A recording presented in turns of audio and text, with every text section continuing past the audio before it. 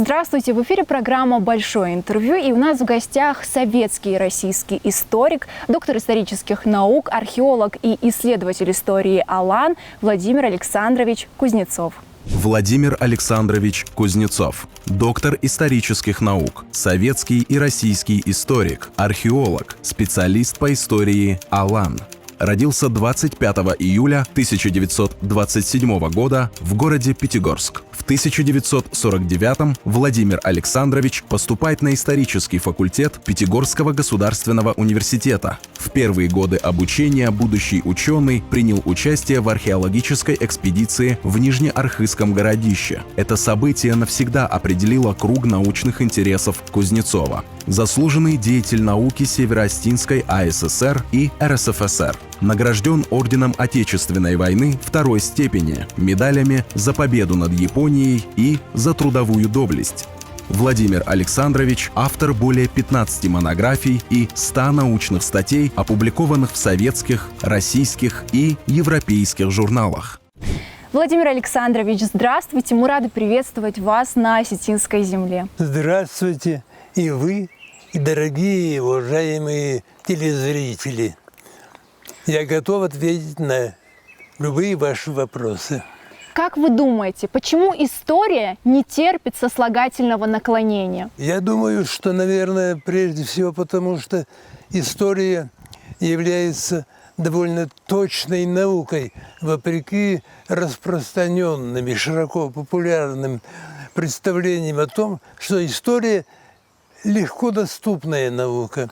Это порождает миллионы любителей истории, которые пишут и занимаются историей, пишут о ней, высказывают различные версии, теории и так далее, и так далее. И все это, конечно, очень сильно осложняет работу историка. Я имею в виду историка-профессионала. Масса историков, которые считают, даже имеют дипломы об историческом образовании, не являются историками-профессионалами. Таково мое суждение, может быть, очень суровое и требовательное, но поскольку я сам профессионал, у меня именно такое восприятие истории как точной науки, которая не терпит никакого отступления от научной истины. Единственный критерий работы историка-профессионала – это установление научной истины. Без каких-либо отклонений вправо или влево, и вольных или невольных, но не научных интерпретаций. К сожалению, существующая историография, огромная историография, это целые библиотеки, если взять историографию хотя бы, нашу отечественную. Она содержит очень много околонаучной, но по существу не научной, а околонаучной параистории. А как вы думаете, почему так происходит? Почему очень много таких околонаучных работ и околонаучных таких псевдоисториков? Потому что история, наука самая популярная. Популярные науки я не вижу, может быть, литература еще. Филология, может быть, языкознание, может быть, еще. Это тоже точные, особенно языкознание. Чрезвычайно точная наука. Популярность. Это причина. В одном из ваших интервью вы признались, что в юности очень любили рисовать пейзажи. И даже после армии колебались, заниматься ли вам дальше историей или все-таки живописью. Но в какой-то момент вы сказали, что нет, сиди, это не твое дело, большим художником ты не станешь, но вы все-таки стали большим историком. Вы никогда не жалели, что не продолжили заниматься живописью? Вы задали интересный вопрос. Да. Действительно, я, когда был молодым человеком, я был художником, художничал. Но я не был, конечно, художником по настоящем смысле. Я был таким же дилетантом в живописи и любителем, как многие параисторики, а я был параживописец. Больше ничего. Ну, я научился масляными красками мазать. Но это не было настоящее искусство. А мне хотелось, я увлекался историей живописи. У меня большая библиотека была на эту тему. Я многое уже постиг, хотя был очень молодым человеком. И я понимал, что по-настоящему искусство – это живопись, настоящая, классическая, мировая живопись требует огромного таланта. Я осознавал, что во мне такого таланта нет. Объективно относился прежде всего требовательно к самому себе. Это меня научило самокритике, объективной самокритике. И меня предохранило потом впоследствии на моем жизненном пути от некоторых тяжких и, может быть, не таких уж тяжких, но ошибок. Результатом всего этого вышло то, что я осознал достаточно четко, а мне было всего как немного уж 20 лет. 20 лет. Я сразу после армии, когда мне было 20 лет, я уже демобилизовался из армии в 1947 году. Вот. И у меня возник вопрос, кем быть, когда я приехал домой, минеральные воды, куда идти, кем становиться, чего хотеть и добиваться. Но у меня тогда была еще эта идея художником, живописцем. Но потом, когда я нашел в себе силы признать, что я недостаточно для этого талантлив, я отказался от этой мысли, что я не желаю быть мазилой. Мазил хватает и без меня, и мне туда лучше не соваться. Но тогда я решил стать искусствоведом, быть искусствоведом по живописи, чтобы мои знания и моя библиотека, которую я собрал, мне пригодились бы. Но потом оказалось, что стать искусствоведом можно только через Московский и Ленинградский университеты, потому что только в их структуре были кафедры искусствознания. Для этого надо было ехать в Москву или Петербург, а у меня не было таких материальных возможностей, чтобы выехать на 5 лет либо в этот город, либо в тот. И я был вынужден искать какой-то компромиссный вариант. И я его нашел в Пятигорске, рядом с минеральными водами. Там в пединституте был исторический факультет. Это ближе всего было по моим интересам. И я поступил там, на исторический факультет. Но с мыслью о том, что я, когда стану историком, я все равно буду историком искусства, живописи. Но потом я и эту идею отклонил и запретил для самого себя. Нет, я буду становиться не узким историком живописи, а я буду становиться историком гражданским, общим гражданским историком, историком Отечества. Таким я и стал, кончив с отличием, с красным дипломом и рекомендацией в аспирантуру этот институт, ИСФАК. Последние 2 года моей учебы в Пятигорском пединституте я был сталинским стипендиатом. Тогда была такая стипендия, 500 рублей в месяц, студенческая. Это ставка крупного инженера производственника. Больше, чем зарплата рядовых сотрудников. Да, таких. да. Представляете, вот в эти так называемые жестокие сталинские, бериевские времена существовало такое отношение. Вот, мы не только бесплатно учились, нас государство бесплатно обучало, оно нам платило стипендии за то, что мы учимся. Сейчас наоборот. Надо платить, чтобы учиться, и хорошо платить. А тогда было все наоборот. И я получал вот эту крупную сталинскую стипендию в размере 500 рублей в месяц, то есть ставку крупного инженера. Моя мама работала в аптеке, она получала 170 рублей, а я 500. Вот так. А вы как-то сказали, что в Нижнем Архизе вы нашли нас, осетин, нашли свое признание. Вот почему именно Нижний Архиз стал для вас местом силы?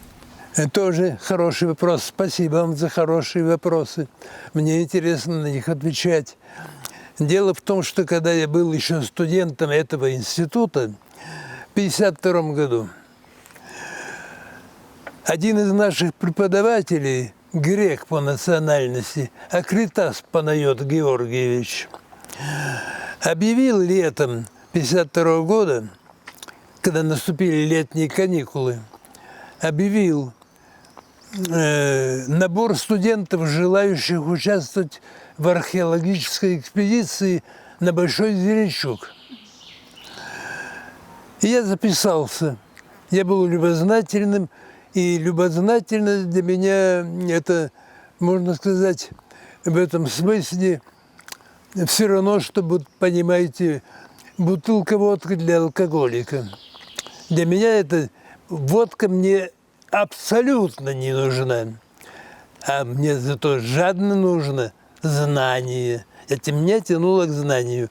Я записался в эту экспедицию. Ну, поеду, посмотрю, что это такое.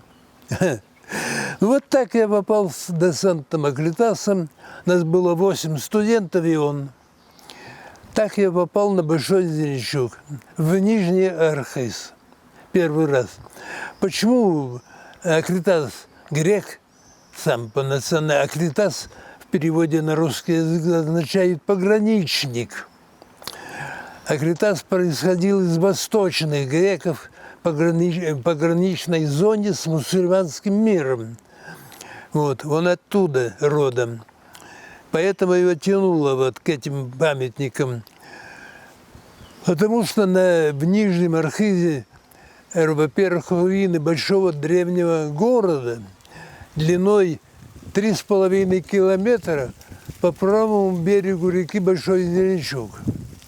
А на руинах этого города стоят 3 целых трехапсидных купольных храма каменных, сохранившихся от X века. От X века. Когда приезжаешь туда, и я когда впервые попал на него, меня сразу же поразило. Город был полностью разрушен и превращен в руины. Понимаете, все, ни одного здания не уцелело, даже оборонительных стен. А храмы стоят. А храмы стоят целые. В чем дело? Почему так получилось? Для меня эта загадка существует еще до сих пор. Наверное, все-таки, ну как вам сказать, попросту сказать, Бог, наверное, есть, Всевышний есть, и Он знает, что можно разрушать человеку безнаказанно, а что нельзя трогать. И даже враги, которые громили этот город и разрушили, стерли с лица земли, не тронули эти 3 храма. И они стояли целые, в целом виде, как было в X веке. Ну, естественно, они обветшали. Вот. Это было потрясающе. Когда я ходил по руинам этого города, я чувствовал себя, словно я в Помпеях. Понимаете, улицы видны, переулки видны, проулки, отдельные усадьбы, крепостные стены видны, улицы видны. Там 3 улицы, которые тянутся вдоль города. И я им дал тогда же уже, в 1952 году, студентам, я им дал название каждой улицы. Одна улица Подгорная, другая Центральная, а третья Набережная, вдоль берега реки. Ну вот, в целом меня эта поездка 1952 года очень заинтересовала. И я увлекся этим объектом, увлекся на всю жизнь. Там моя вторая родина в Нижнем Архизе. Вторая родина у меня в Осетии, а в Нижнем Архизе третья моя родина. Даже я жену себе там нашел, Марию Васильевну Любченко, которая была кубанской казачкой, красивой, молодой, 18-летней девочкой, и она стала моей женой. Вот так. И это 52 год, вот эта экспедиция с Панайотом Георгиевичем Акритасом определила не только мои дальнейшие внутренние интересы, но и дальнейшую жизненную судьбу. Течение моей судьбы. По возвращении в Пятигорск я, естественно, начал всем историкам, которые у нас в институте работали, вот, задавать вопрос, чье это городище? Кто оставил этот город с 3 храмами? Мне сказал кто-то, скорее всего, Сердобольская, доцент Сердобольская. Видимо, она сказала мне, что это аланское городище. Но, естественно, у меня возник вопрос, а кто такие аланы? Откуда они взялись? Что за народ? Мне пояснили, это предки осетины, это осетины, аланы. А кто такие осетины? Возник вопрос. А чем они известны? А почему они этот город построили? А что это за храмы? Для чего им это храмы? Они что, христиане? Нет, они осетины. Они не христиане. А почему тогда там 3 храма? Возникла масса разных вопросов. Вплоть до того, кто такой народ, о котором говорят, что они аланы, предки осетин нынешних, современных. Отсюда у меня возник пожизненный вопрос и интерес и к аланам, и к осетинам. И я в результате, вот перед вами сидящий, стал доктором наук и специалистом по алано-осетинской тематике вот с тех самых пор. Вот так и по сей день. Владимир Александрович, вы неоднократно об этом и писали, и говорили, но вы считаете, что падение Нижнего Архиза – это национальная катастрофа для осетинского народа. Вот почему вы так думаете? Знаете, это очень большой, сложный вопрос, который требовал бы большого времени, в котором мы не располагаем. Поэтому я буду краток, но надеюсь, что и не только вы, но и уважаемые наши зрители и слушатели нас поймут. Я попытаюсь популярно объяснить. Дело в том, что очевидно и, судя по всему, Нижнеархизское городище было центром Западной Алании. Дело в том, что Алания была раннефеодальной государственностью, очень большой по размерам, по территории. От реки Большая Лаба на западе до реки Сунжа и Северного Дагестана на востоке. Это порядка 400-500 километров с запада на восток. По временам раннего Средневековья это была очень крупная государственность, которая практически в наше время стерта временем и забыта. Нам приходится сейчас это все поднимать, эти пласты поднимать из небытия и возрождать, чем я и занимаюсь всю жизнь. Потому что, я не могу иначе. Когда я вижу, что это до сих пор не познано, я стараюсь это ввести в научный оборот, сделать истиной, исторической истиной. А это поднимает одновременно и алано-осетинскую проблему. В настоящее время Осетия маленькая страна, а осетины небольшой народ. Около 800 тысяч человек, что-то примерно так. Вот. Но дело-то не в количестве, а в качестве. В качестве исторического материала, который нам дает это Алания как государственность и народ ее творец.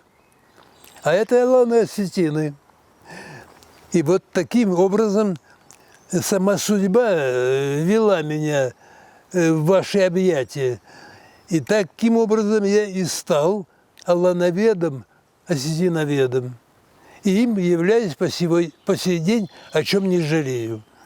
А вы спрашиваете меня о катастрофе. Почему я так выразился? Потому что вот та Алания, которую я упомянул выше, от Большой Лабы до Сунжи 450-500 километров примерно в длину с запада на восток, которая была огромной государственностью и довольно сильной, но это все в настоящее время, повторяю, стерто и малоизвестно, мало кому известно. Поскольку я специалист, мне-то это видно, а остальным не видно. Моя задача довести до общего сведения. Осетинский народ должен знать свою подлинную, неискаженную историю, подлинную историю свою. И я хочу, чтобы он знал, что ее предки осетинского народа имели вот эту государственность протяженностью от Большой Лабы до Сунжи. Поэтому, но эта территория не могла быть монолитной в те времена. Времена были крайней раздробленности. Возьмите Древнюю Русь. Древней Руси монолитной тогда не было и в помине. Это было конгломерат древнерусских княжеств. Каких только княжеств там не было. И Рязанское там, и Московское там, и Владимирское там, и Ярославское, и Смоленское, и каких только княжеств не было. И они между собой грызлись и воевали. Вот чем занимались. Примерно в таком же состоянии находилась и Алания того времени. Она не была каким-то монолитом, вот таким 500-километровым. Это зона расселения аланского, этническая территория, а не политическая история. А в политическом отношении это был такой же конгломерат, как Древняя Русь. И те же княжества, которые находились на территории средневековой Алании, вероятнее всего, таким же образом занимались междуусобными склоками и борьбой, как на Руси. Это и в Европе западной характерно, и там же то же самое происходило. Это всеобщий исторический процесс, одинаковый для всех, в том числе и для вас, для вашего народа. Но в этническом плане вот территория расселения Сармата-Алан, предки Алан – это сарматы, вы знаете об этом, конечно. Вот, сарматы, древние иранцы. Вы наследники великого древнеиранского мира, великого мира древнего иранства. Поэтому у вас такая насыщенная и интересная, я бы сказал, даже яркая национальная история, которой вы гордитесь и по закону закономерно, совершенно, это не национализм со стороны осетинского народа, это его самовыражение, которое он высказывает по праву. Оно научно, вполне проверяемо и доказуемо. Это не злоупотребление, это не национализм. Вот так. Ну, а дело в том, что Алания достигла пика своего развития и экономического, и социального, и культурного в XI веке. В это время Нижний Архыз, а я на нем вел 20 лет раскопки в Нижнем Архизе. Я раскопал там целые кварталы с жилищами, целые усадьбы. Нижний Архыз в XI веке достиг пика своего развития. Вторая половина XI века особенно это время правления Алании аланским царем Дургулелем Великим. Вторая половина XI века. При Дургулеле Великом, который назван Великим в грузинской хронике Картис Цхабреба. Наверное, Картис Цхабреба не случайно назвала Дургулеля Великим.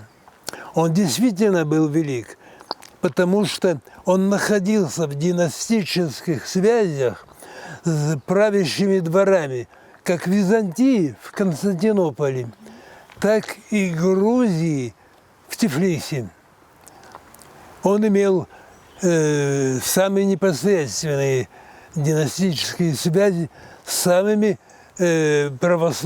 оплотом православия. Византия – это оплот православия, православное христианство. Но после того, как Дургулей умер, начиная с XII века, Алания погрузилась в состояние феодальной раздробленности, и вновь началась вот та же самая петрушка, которая происходила до Дургулеля. Внутри феодальная борьба, соперничество там и прочее, борьба за землю и так далее.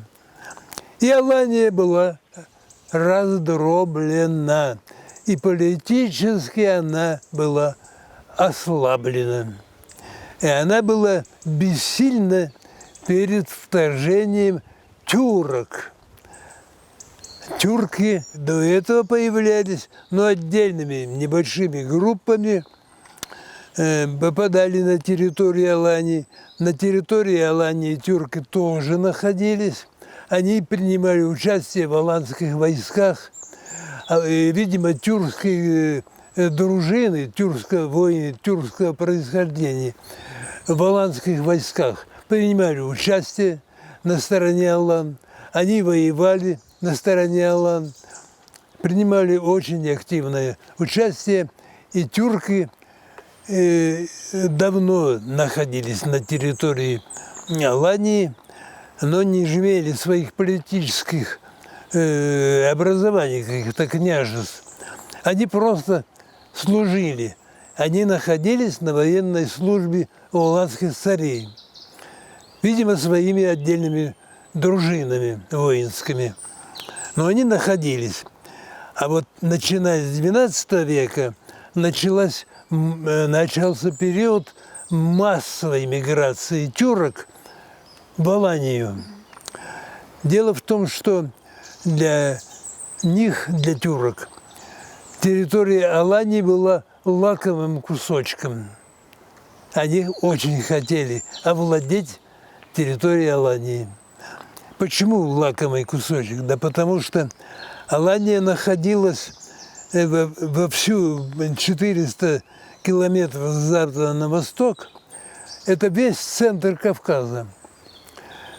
Понимаете, вся центральная часть Северного Кавказа и Предкавказья и горных хребтов находилась под контролем Алана Осетин Но в XI веке, после смерти Дургулиля Великого, все это распалось на феодальное княжество, потеряло единство, потеряло политическую власть, которая была при Дургулиле Великом. Он потому и был великим, что объединил, он объединитель. А тут пришли на смену раздробители вместо объединителя. И Алания под давлением тюрок рухнула. Тюрки оказались сильней, и они всю территорию Западной Алании завоевали. А для алан потеря Западной Алании, я считаю, была национальной трагедией и катастрофой политического характера и экономического характера. Это была политическая катастрофа, после чего алано-осетины уже не оправились. Они не смогли вернуть себе Западную Аланию. Ее заняли тюрки. Сейчас это балкарцы и карачаевцы. Вот. Они заняли территорию Западной Алании, остатки, а Западная Алания была дегороязычной. Это нам известно. Ну, считается, что там много спорного. Но я все-таки полагаю, что Василий Иванович Абаев и многие другие, которые были с ним согласны, даже на уровне мировой науки, это установлено, дегороязычие Западной Алании. Вот. Василий Иванович Абаев был абсолютно прав, когда говорил о том, что Западная Алания была дегороязычной. От дегороязычной Алании осталось только ущелье реки Урух, то есть Дегорское ущелье нынешнее. А это жалкий обломок того, что было. Вы представляете, какая территория была утрачена, а какая оставлена, осталась за осетинами ущелье реки Урух. Вот и это и дало мне основание говорить о том, что произошла национальная трагедия и катастрофа, невозвратимая уже, которая не может быть исправлена и даже отвоевана не может быть. Это именно масштаб национальной катастрофы. Вот таково мое объяснение этого явления. Вызывает у меня особое восхищение осетинами как нации. Это удивительная стойкость вашего народа, удивительная стойкость и выживаемость вашего народа. Смотрите, в XII веке они потерпели катастрофу, потеряв Западную Аланию, потеряв всю дегороязычную территорию, которой они владели. А после этого, это в XII веке, через 100 лет после той катастрофы, татаро-монгольское нашествие, еще более страшная беда обрушилась на них.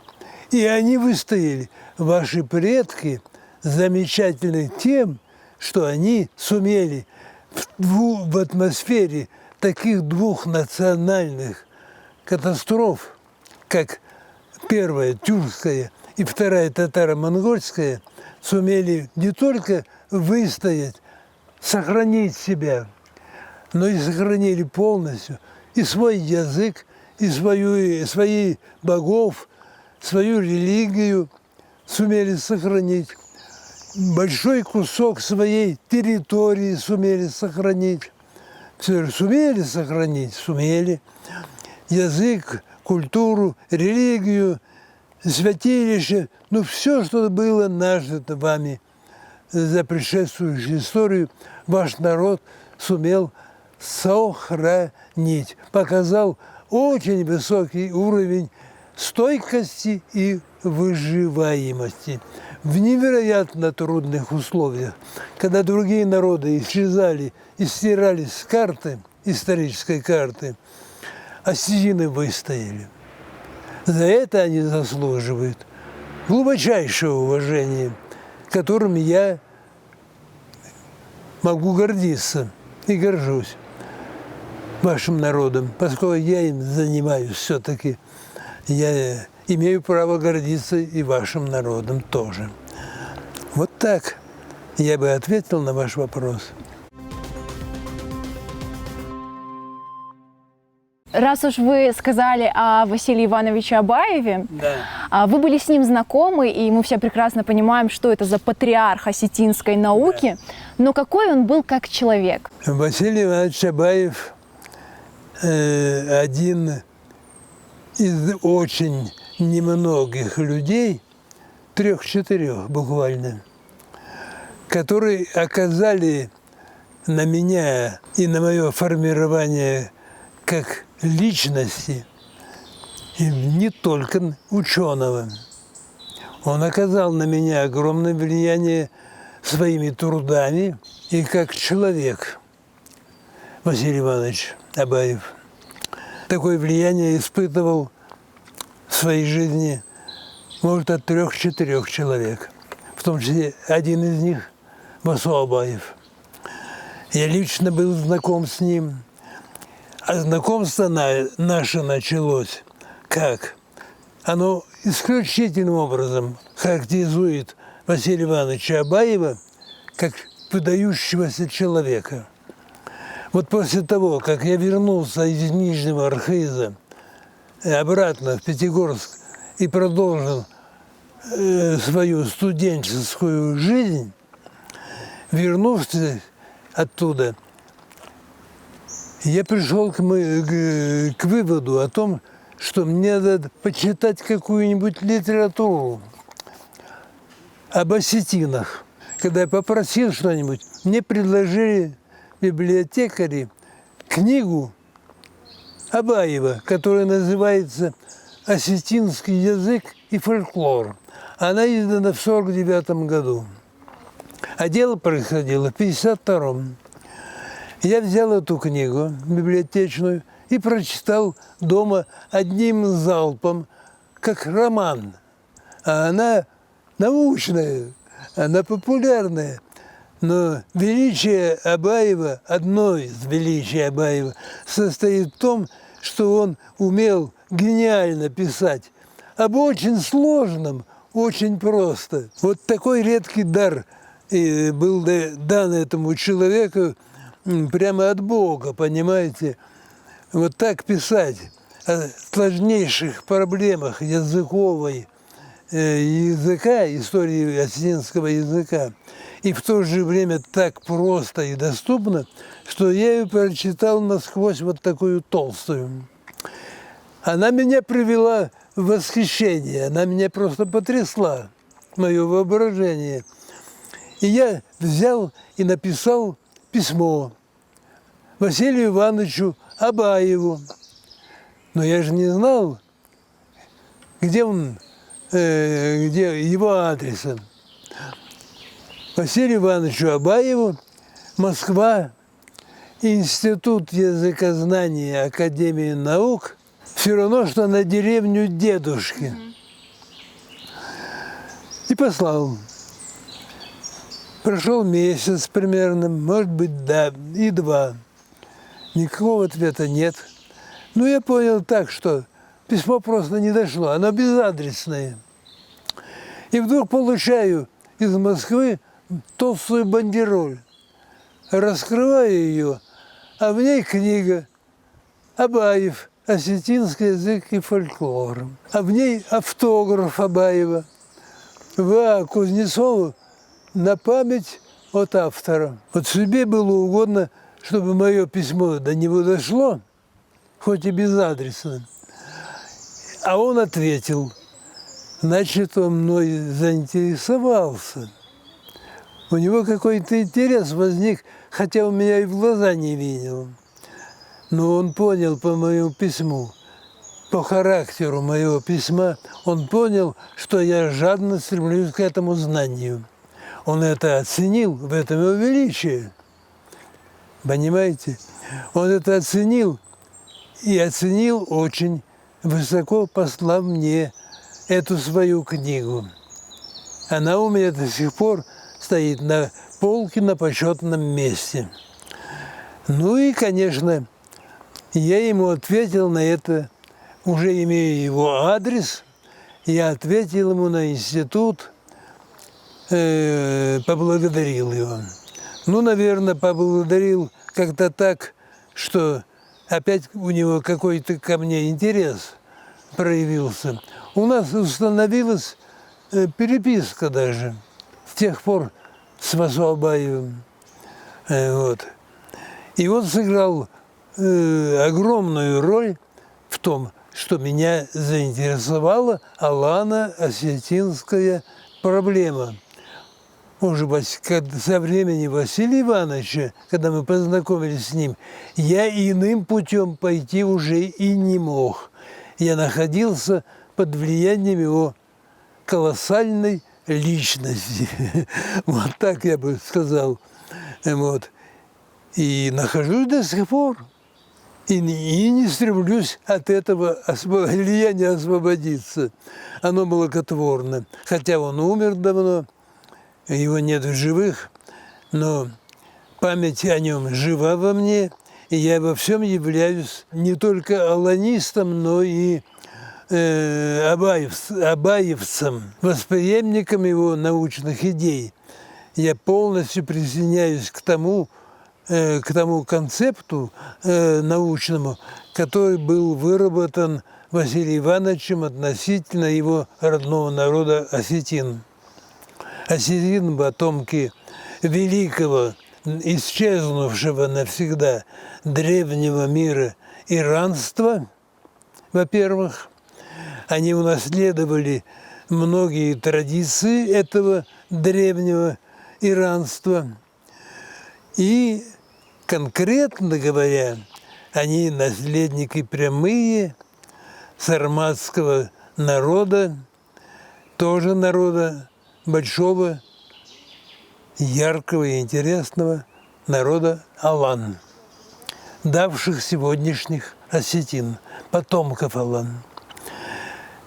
Эта концепция Василия Ивановича Абаева остается в полной силе и сегодня, и в научном плане. Она не устарела.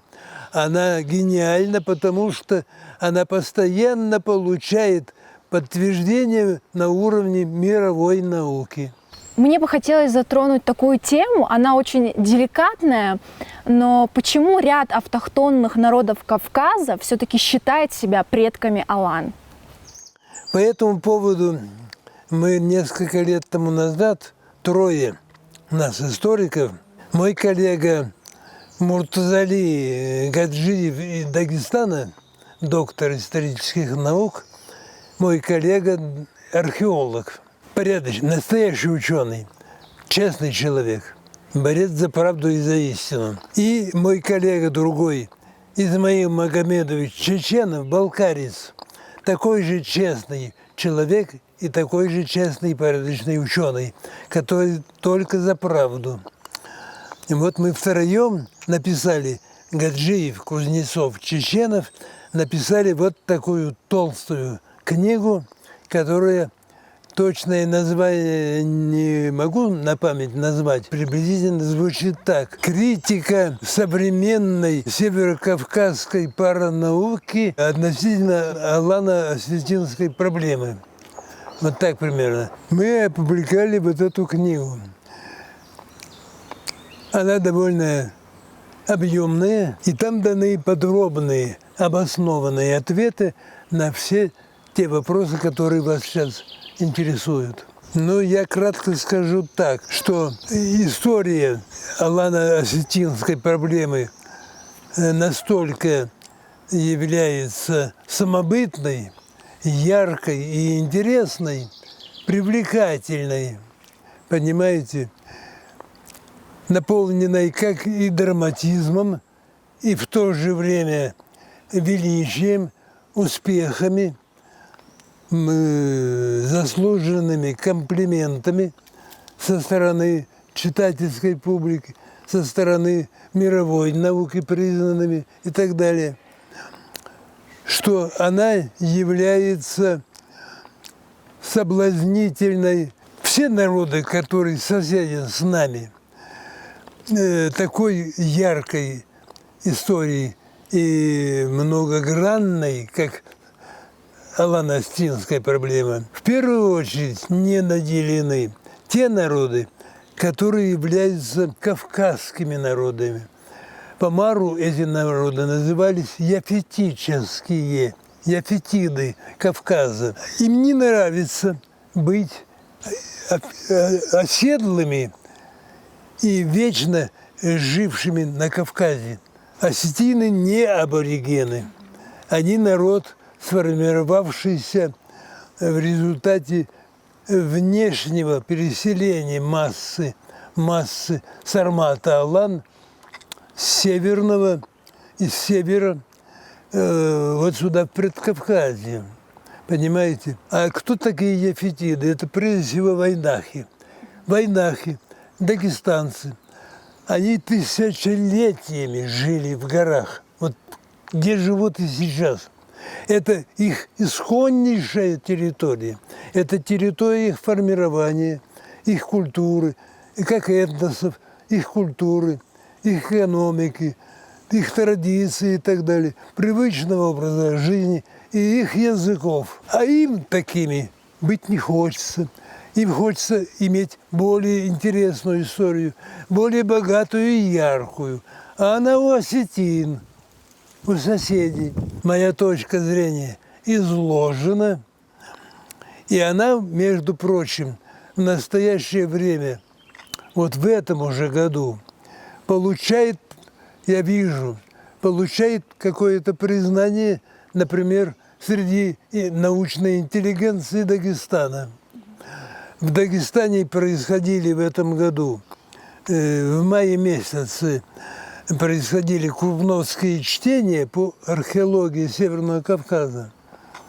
И вот мои земляки оттуда, которые там, я туда не присутствовал, не ездил, потому что вот я колясочник, я не могу туда ехать. Здоровье меня ограничивает. Но мои коллеги привезли мне из Махачкалы медаль, специальная, выбитую медаль, на которой написано «За вклад в археологию Кавказа». Это от дагестанцев, от дагестанских ученых, от дагестанского филиала Академии наук, РАН, Российской Академии наук. Стало быть, несмотря на то, что я их резко критиковал, они признали, они честно признали, дагестанцы признали то, что они действительно заблуждаются, и надо искать выход из положения. И в качестве, так сказать, признания, что ли, или извинения со своей стороны, они мне прислали вот эту медаль памятную, на которой написано «За вклад в археологию Кавказа». От Дагестана. В истории Алан все равно есть очень много таких темных пятен, которые еще предстоит исследовать будущим и современным историкам. Но на что следует обратить внимание в первую очередь, на ваш взгляд? На этот вопрос можно ответить двояко. Подробно, потому что проблем таких много, чем надо срочно заниматься. Одной из таких проблем, которые стоят перед алановедением на ближайшее время, я считаю проблему аланских городов, прежде всего, наверное. По письменным источникам на территории Алании находилось примерно 5 городов. Нам известно даже названия некоторых из них. Ну, например, Дедяков. Известно его название. Известно, он находился на реке Суюнч, то есть Сунжа, на территории нынешней Чечни. Но локализация этого города не решена, потому что письменные источники, как правило, очень и очень скупые, краткие. Они не дают нам в наши руки документальных, достоверных данных для того, чтобы могли надежно локализовать, ну, хотя бы реку, на которой стоял этот город. Хотя бы реку. Мы на этой реке тогда бы искали самое крупное городище, подвергли его раскопкам и обнаружили какие-то археологические доказательства. Но у нас в наших руках такой информации нет. Письменные источники нас очень скупые и нас очень ограничивают в наших действиях. Поэтому все городища я назвать не могу. Но вот Дидяков я уже назвал, очевидно, на реке Сунджа. И я могу сказать, что предположительно это может быть городище Алхан-Кала на территории Сунджи, Чечни. Алхан-Кала. Алхан-Кала в чеченской транскрипции это Алан-Кала. То есть Кала – это крепость. Аланская крепость. Такова моя этимология. Может быть, она не научна, я не языковед. Я не могу настаивать, поскольку я не языковед, я историк, археолог. Я не могу настаивать. Но мне так представляется, что это не Алхан-Кала, а в чеченской транскрипции это осетинская Алан-Кала, Аланская крепость. Если это так, мы можем локализовать первое городище Дидяков на Алан-Кале, на реке Сунжа. И в 1318 году был казнен князь русский Михаил Тверской. Вот таким вот образом. А другие городища аланские, ну, например, известные Ал-Масуди, арабскому автору X века, известная в X веке, он пишет прямо: столица Алана называется Магас. Была столица Алан где-то на Кубани, в верховьях Кубани. В письменных источниках она звучит 3 буквы всего: МКС.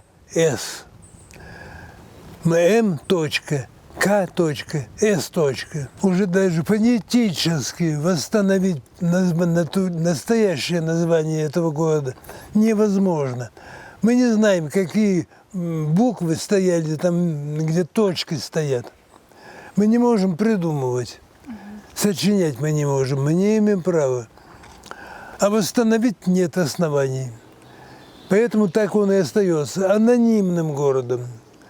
Мы знаем, что это 3-й город. И еще 2 каких-то города где-то находятся, но их названия остаются в забытие. А всего их было по источникам 5. Вероятно, так и было.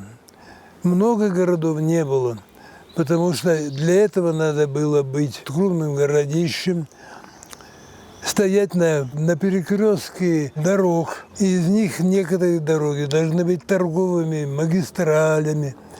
В городе должны быть, в городах должны быть рынки, должна быть торговля, должна быть экономика какая-то. В городах должна быть письменность. Кстати говоря, в Нижнем Архизе это все есть и представлено памятниками. Это бесспорно, абсолютно.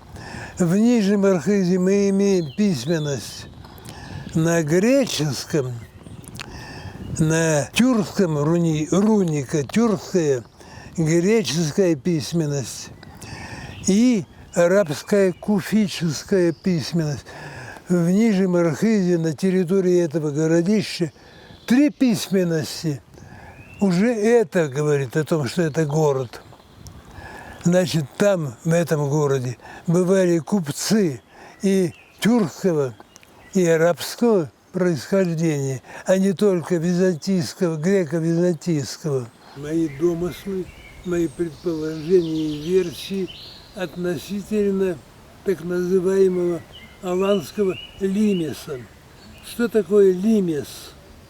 Это римский термин, который обозначал в Древнем Риме систему укреплений крепостей на границе Древнего Рима с варварским миром. А в этом варварском мире присутствовали и сарматские ираноязычные племена, в том числе могли присутствовать и рокс-аланы, и сами аланы.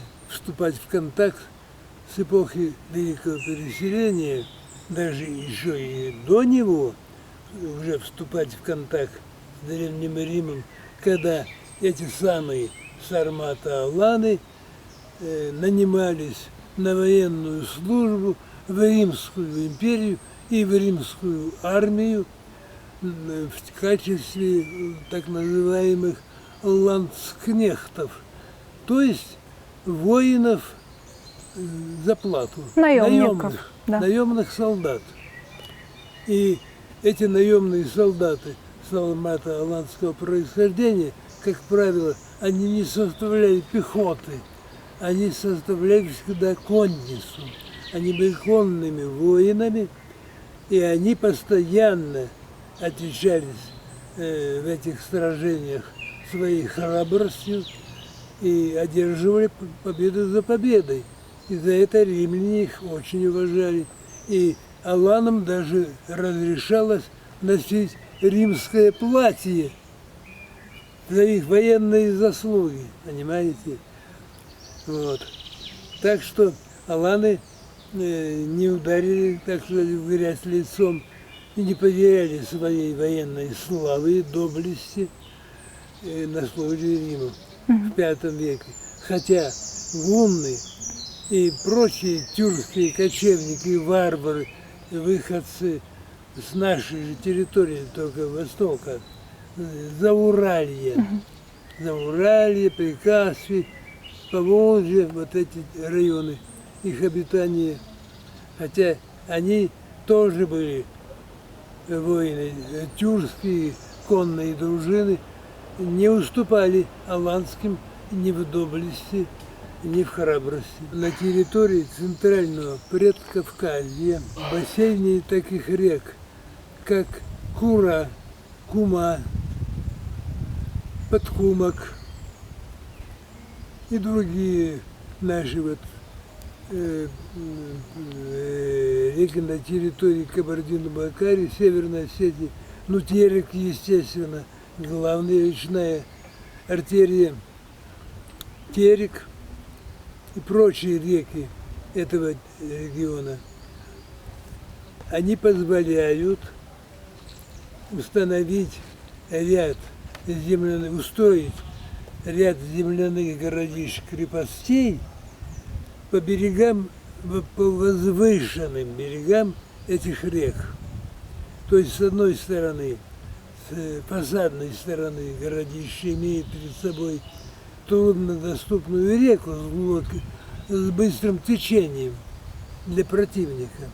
Уже естественная преграда, очень сильная. А с другой стороны, очень высокий, иногда 10-метровый правый берег возвышенный, таких рек, как Терек и Кума. Вот. Там устраивать земляные крепости с валами и рвами искусственными.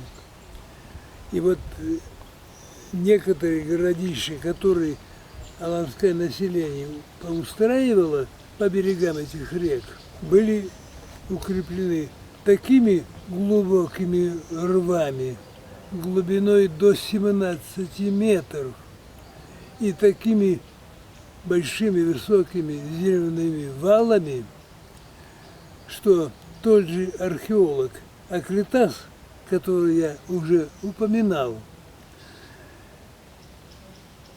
посещал эти городища, осматривал их и удивлялся.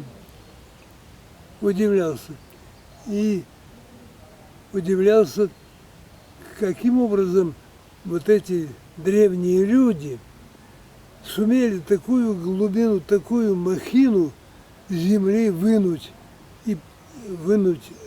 устроить ров такой глубокий, и в то же время эту махину земли перебросить и устроить перед ней вал. Вручную делалось все, никакой техники, не было никаких ни бульдозеров, ни тракторов, ни самосвалов, чтобы это дело как-то механизировать. Все делалось вручную. Гигантские объемы земляных работ были выполнены. Это уже удивляет и заставляет нас искать объяснения, которые мы ищем, но пока не находим. Трудно очень найти этому объяснение. Вот эта проблема остается нерешенной. Аланский лимес, который укреплен вот такими земляными крепостями. Самое большое из них находится на территории Кабардино-Балкарии. Это городище Старый Лескен, в Старом Лескене. Там самые глубокие рвы и самые большие валы. Ну, пожалуй, я вот так мог бы ответить на ваш вопрос относительно городов. Другая огромная проблема, которая возникнет перед моими последующими после меня археологами, алановедами, надеюсь, осетинами по национальности и по квалификации тоже не любителями, дилетантами, а настоящими серьезными учеными-профессионалами, которые добывают истину, научную истину, а не приятную для слуха любителей осетинской истории. Мы не работаем на слух, на приятный слух для всех. Мы работаем на научную истину, доводим ее до вашего пользования. А вы уже относитесь как хотите. Это дело ваше. Но осетины проявляют здравый смысл и большой такт, потому что они четко отличают научную истину о своем народе от фальшивой истины. Кого из своих коллег, тоже исследователей алановедов, именно современных, вы можете порекомендовать для тех, кто тоже интересуется историей Алан? История Алании огромна. Там много можно рекомендовать трудов. И выбрать среди них довольно сложно, потому что настоящих серьезных научных исследований, академических, а не провинциальный дилетантизм и мифотворчество, тоже довольно много, очень много. Но прежде всего я бы рекомендовал назвать, конечно, Василий Иванович Абаев. Это обязательная школа чтения для любого осетина, который хочет разобраться в своем народе и в себе. Васу Абаев прежде всего. Ну а потом уже Всеволод Федорович Миллер, не могу не назвать. Юлиан Кулаковский, историк-византинист, который 2 превосходнейшие монографии опубликовал об Аланах, по истории Алан. Первая из них называется «Аланы по сведениям классических и византийских источников», а вторая его монография, тоже классическая, называется «Христианство у Алан». Это прежде всего, конечно, Дюмезиль, Жорж Дюмезиль, французский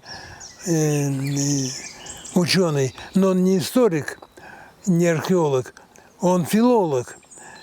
Но его работы, как и работы Абаева, Абаев тоже не археолог, но мы не можем без его публикации обходиться и без его видения всего круга проблем.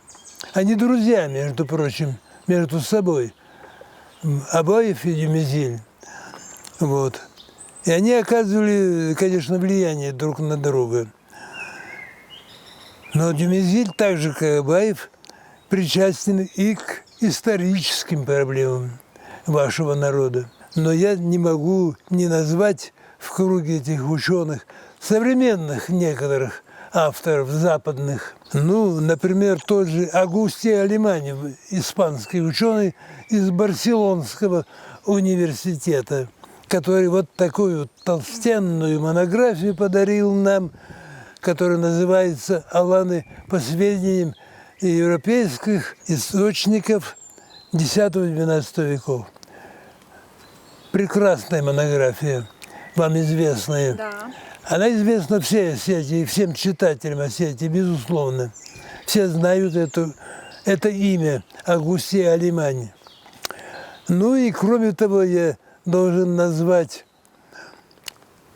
ту монографию, которую мы издали несколько лет тому назад, буквально 3-4 года тому назад, мы издали вместе с моим другом, покойным ректором, бывшим ректором ГСХИ, Басаевым, профессором Басаевым Борисом Бештаовичем, мы издали в серии «Алана Кавказская библиотека», а серия состоит из 10 томов. Мы ее издали за 3 года. Мы ее написали и издали за 3 года. 10 томов. Вот такие темпы нашей работы. Мы занимались только этим. В 10 томах находится монография французского исследователя украинского происхождения, нашего земляка, нашего человека, Ярослава Лебединского, монография об аланах в Западной Европе по письменным источникам и археологическим следам.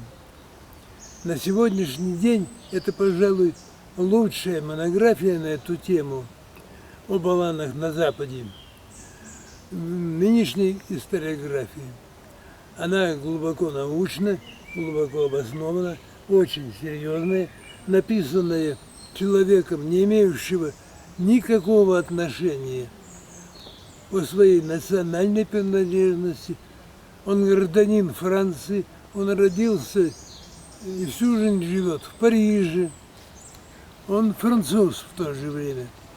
Он и наш человек, он в то же время и француз. Вот. Он гражданин Франции, поэтому верить этому и верить в то, что там никакого субъективизма и фантазирования не будет, можно достоверно, 100% можно верить. Те, кто скептически относится к проблеме пребывания аланского этноса на Западе, в Западной Европе, в эпоху великого переселения народов, они же попали туда вместе с гуннами во время гунского нашествия V века. Вот. Могут не сомневаться в достоверности того, что пишет наш друг Ярослав Лебединский. Я хочу зачитать вам слова известного французского историка Марка Блока. Он говорил следующее.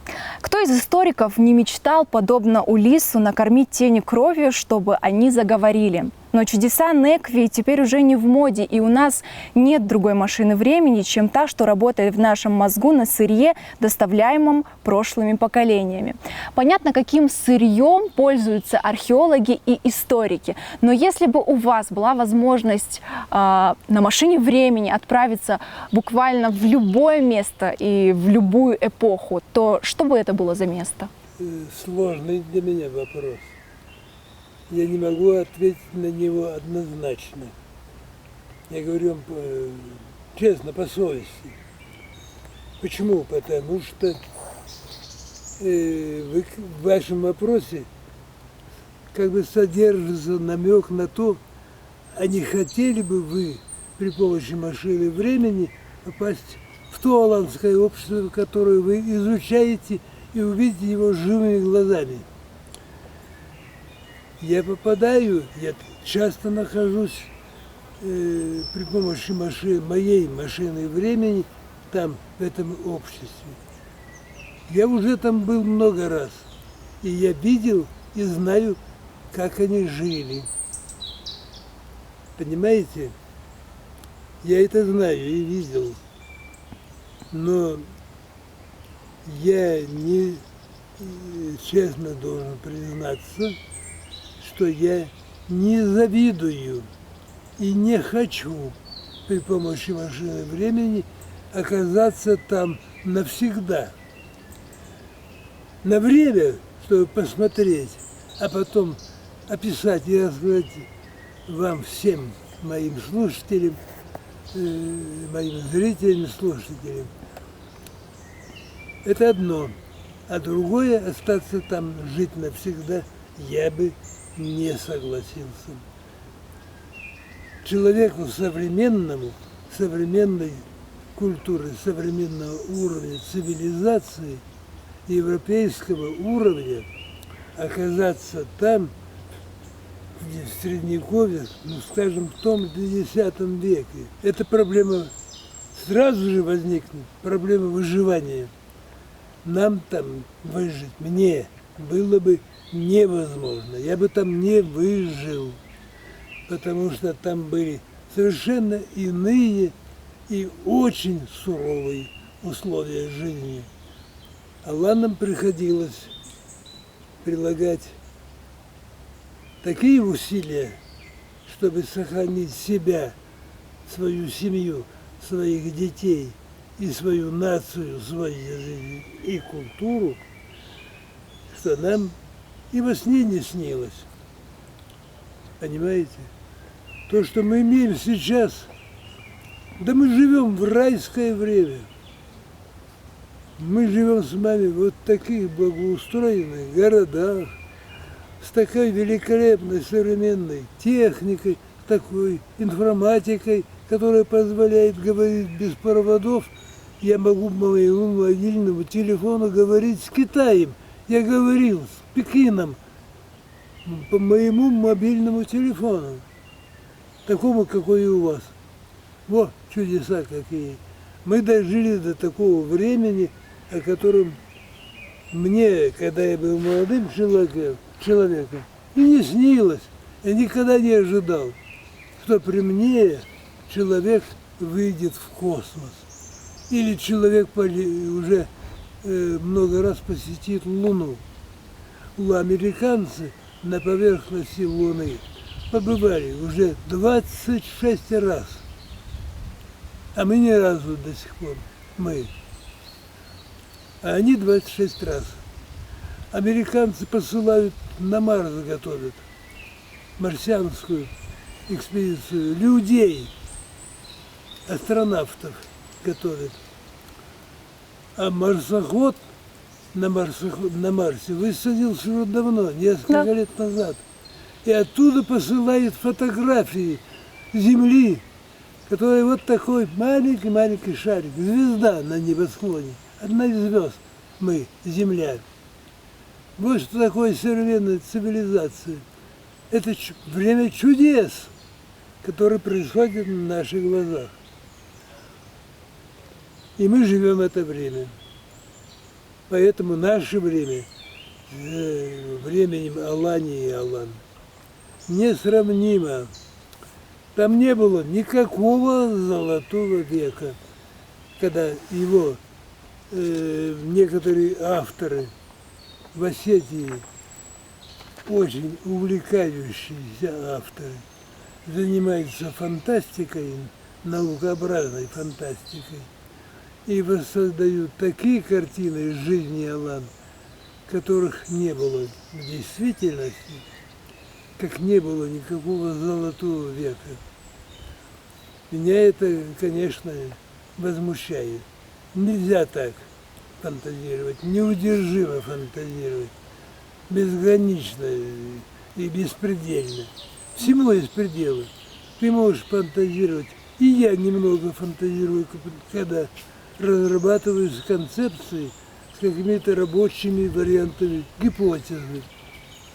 Я представляю какую-то гипотезу, но гипотезу, которая имеет как отправной пункт, так и источники какие-то.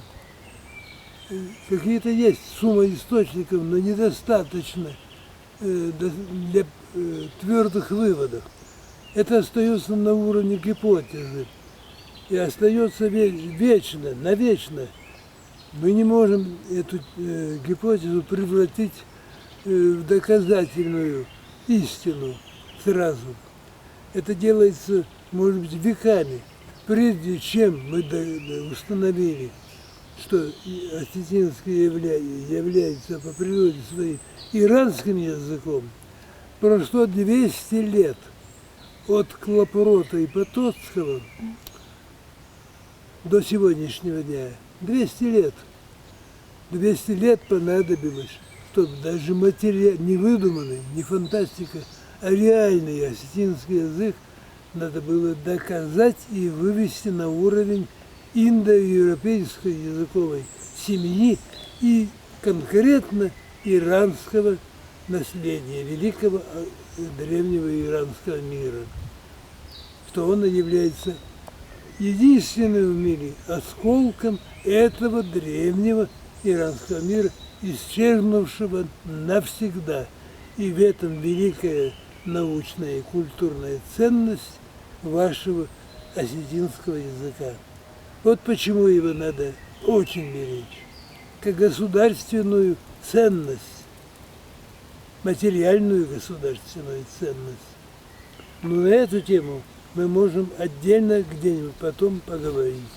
И пусть на этом мое интервью закончится, и я его хочу закончить теми словами, которые для меня стали традиционными. Все мои выступления я кончаю одним и тем же. Иристон Амаирата Ражма. Спасибо большое. Спасибо вам большое. Иристон Амаирата Ражма.